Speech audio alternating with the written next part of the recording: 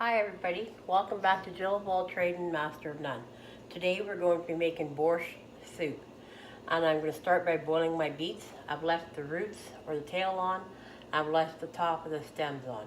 You don't have to worry about how clean they're scrubbed because we're not going to save this water. We're just going to boil them just till a fork pokes into them.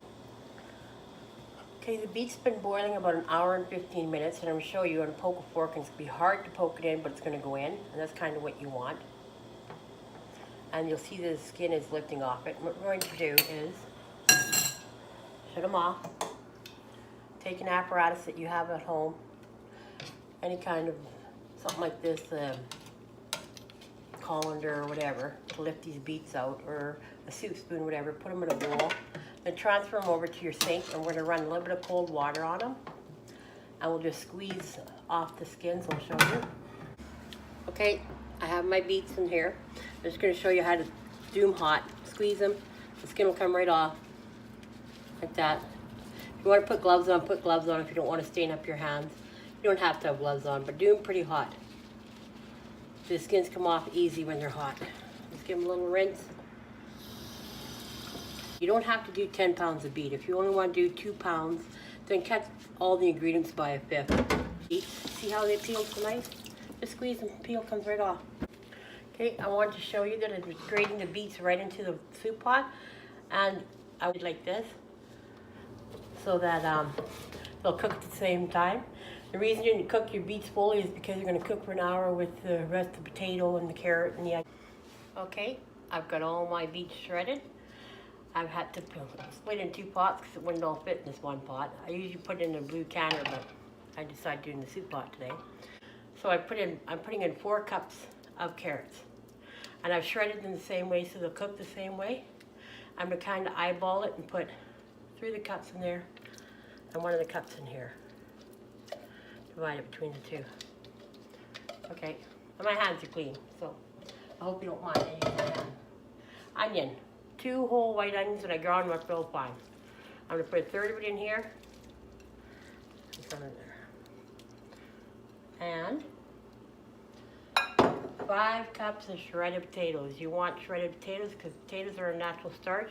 Once you shred them, don't rinse the starch off of it. Leave it in there because it's going to help them take up your soup. Okay, there we go. Now, I'm going to put 1/4 of a cup of dill, weed, dried, in here. And I'm going to share it. I want you to see how much is left. Go in the second pot. If I'd got it all in one pot, I'd have put all the ingredients in the one pot, but I have to share it. I'm going to turn them on, and they should cook about 45 minutes to an hour. You don't want them fully cooked. I'm going to can it, but if you just have them a little bit for supper tonight, then yeah, fully cook it. Okay, my soup's been cooking about an hour. The last thing we're going to add is vinegar. In this one, I'm adding 1 full cup of vinegar. If you're doing the whole recipe together, add 1.5 cups of vinegar. Since it's split in 2 pots, 1 in there, 1/2 in here. Hear that? Before you add the vinegar, it'd be tasting like a really sweet soup. Once you add the vinegar, it'll taste it, make it not so sweet. It'll calm it down a bit. It's gonna be very good, especially with the dill.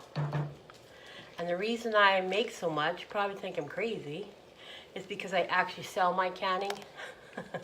So I make a lot at once. I sell it to my customers. So I'm gonna try each one. It should taste perfect. You can taste the vinegar in it and the dill.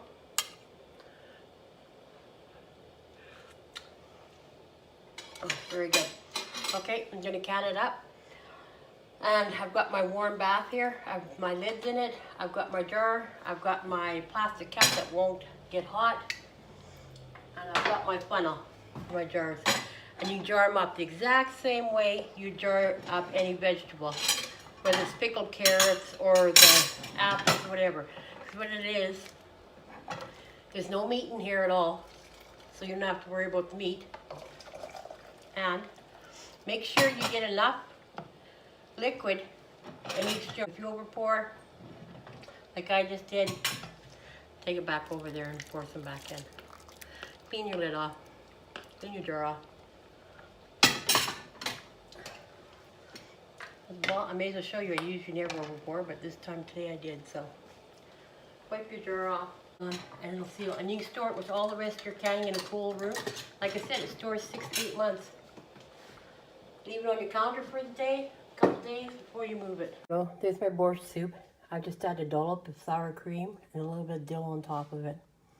Just mix and eat it. It's delicious.